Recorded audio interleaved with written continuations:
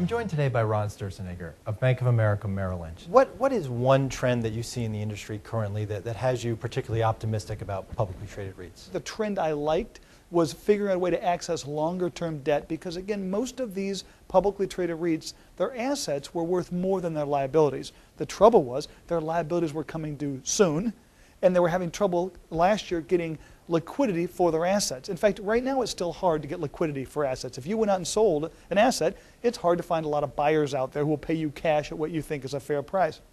So again, getting that debt market pushed out to give you some more long-term debt, I think that's the trend we like the most. And again, I would say right now, if you're a well-respected, well-traded public REIT who chooses to access 7- and 10-year bond money, it's out there.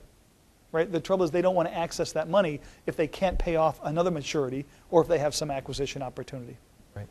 And the other side of the coin, is there any red flag? It sounds like you have overall a pretty optimistic look at the market. Is there any cautionary signs that you might be watching? I think some of the negative trends that we see out there are there's just no job growth yet.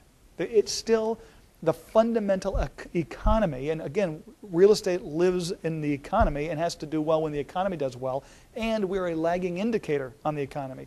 And the thing that we see drives real estate is job growth, and we just don't see any.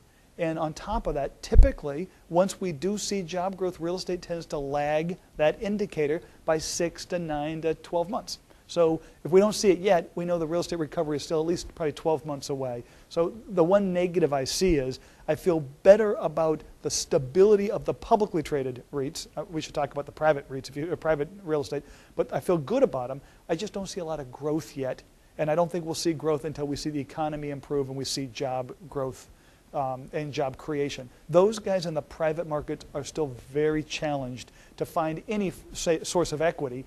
Now what they're living on right now is the fact that their banks are extending a lot of their current loans, but for them really to work their way out or to compete with the public REITs, if there is a tenant in the market and that tenant wants to move in, the public REIT has capital say, I can give you tenant improvements and I can pay your leasing commissions come into my building.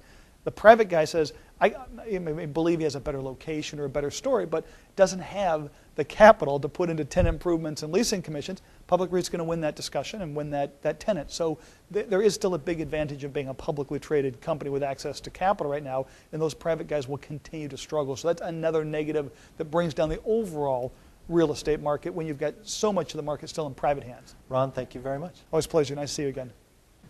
For REIT.com, I'm Matt Bisher.